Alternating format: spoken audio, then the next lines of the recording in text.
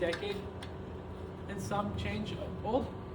So first you want to find the jacking point to get it in the air so you can put jack stands on, so you have easy access to the oil filter that is buried deep down there. So your first jacking point is, if you'll come with me, right here.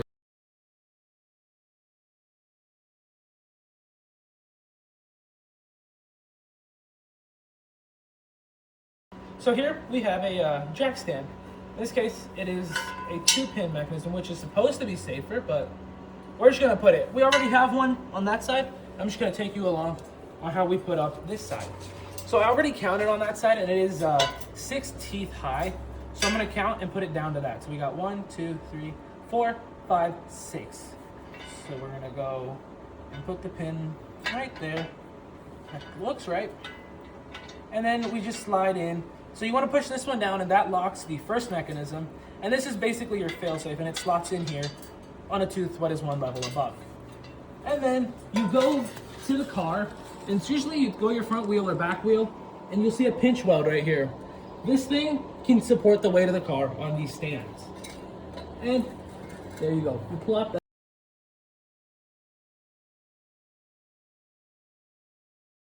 Now, the most important part. You want to slowly lower this stand so it rests on those. You don't want to drop the car, because that's how you break something.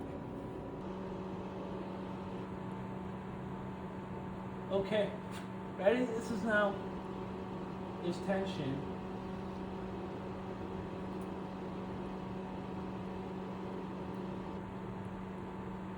It's the drain plug and your oil filter's location.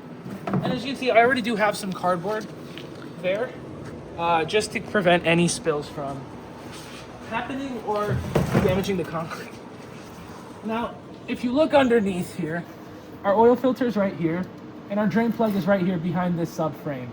So I'm just gonna line this up. So make sure you have gloves if you don't want oil all over you. If you don't care if you have oil all over you, then it's fine. Now, let's crack this bolt. And again, I'm just making sure my oil pan, catch thingy, whatever, free. Took quite the persuasion. It was a stubborn bolt. And now you want to be careful because this stuff is hot. So the moment it starts pouring out, get your hand out of the way. And you don't necessarily have to get the bolt completely out of the way.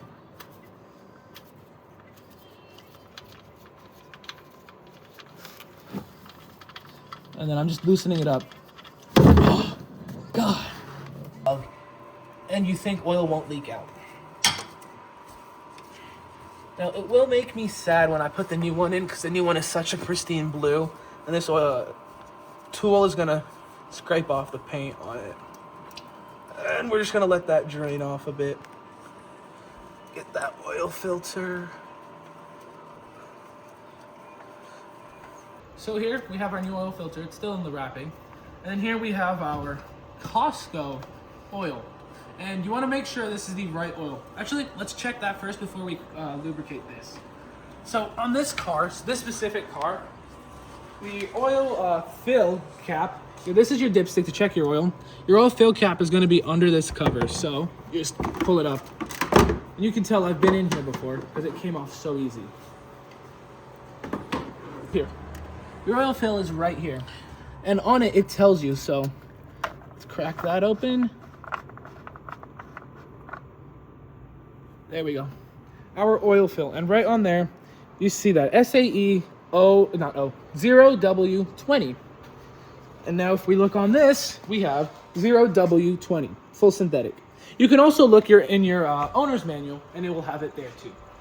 I'm going to put this back there so I don't lose it. And you'll see it again when we fill the oil up in this car. Okay. So now, this is an important step because you don't want the O-rings to slip and not stay on your filter. So we're gonna be careful when we're cleaning or unwrapping this so we don't get anything in here. So you want it, give or take clean. And then we get our oil filter. Ow, I thought that would work.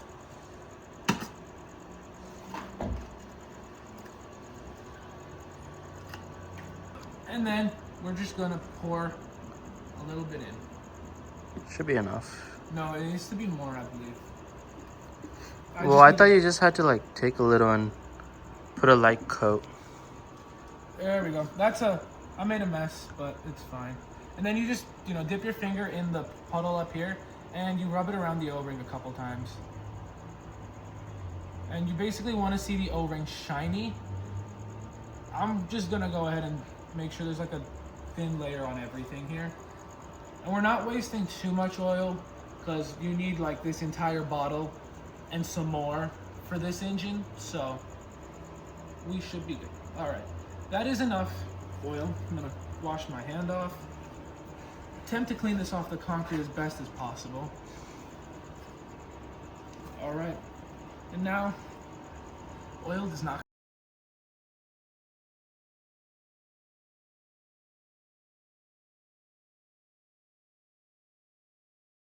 Torx rating is on your car. Oh. Right now, it is 29 for mine. Hard to read it. And then, Show it to the camera. oh, there. Oh, we had it. There we go. 29 right there. We have the 4 and then the 25 right there. And then I'm gonna lock it so it doesn't become loose when I'm torquing.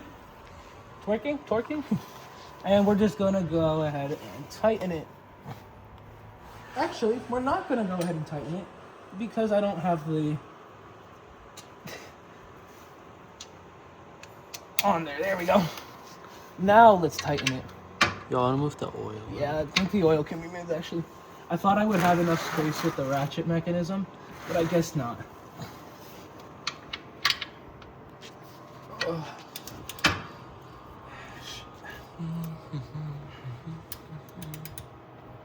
right.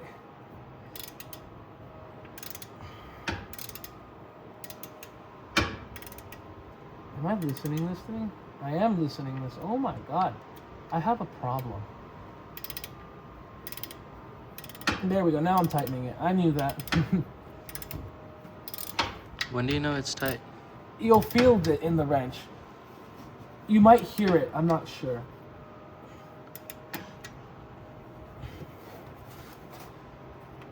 Wow, that pan is still warm. There we go. So, this torque wrench, it'll give you a little, like that, a click, and that means it is torqued. So now, make sure you have a funnel, and if you're brave enough, freestyle it. But I'm gonna use a funnel because I don't want to make a mess. Take that in oil fill plug thing, top, screw on, lid off. Set it somewhere you won't lose, and then slide your funnel in. Actually, first thing you want to do is make sure your funnel is clean at the bottom. So I'm gonna take a look.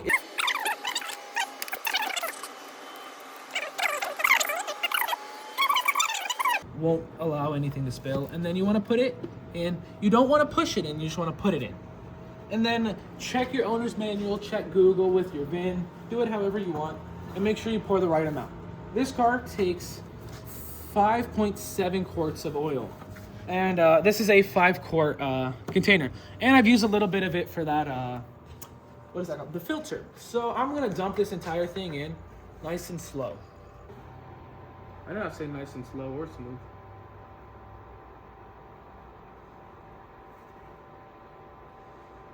Okay. Get that last bit. But yeah, that is 5 quarts of engine oil, fresh engine oil in here.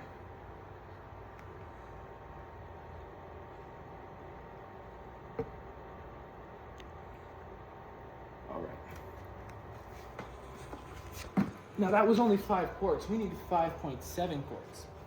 Well, first thing I want to do is check what the fill, the dipstick says. If we have enough, or if not. So you want to go ahead, just clean the entire thing because it has had old oil on it. And then we're just going to thread it back in. It's still kind of hot, this engine. Dump it in. And then if you can see, probably shouldn't have held it upside down. That oil dripped a little, but third time's a charm.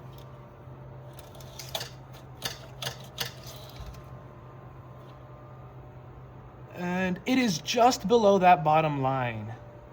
So it is definitely going to need a little bit more oil. And then that looks pretty close to 5 quarts to me. Now I'm just going to check the dipstick again.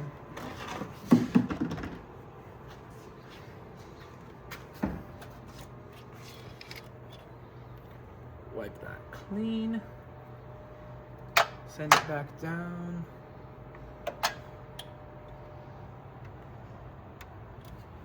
Give it a little motivation.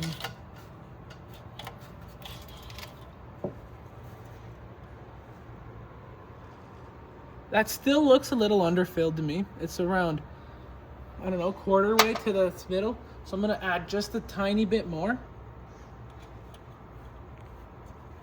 Just ever so slightly. And I think that should be it. And then we're gonna turn the engine over and see if it runs and doesn't leak. Ready? 3, 2, 1.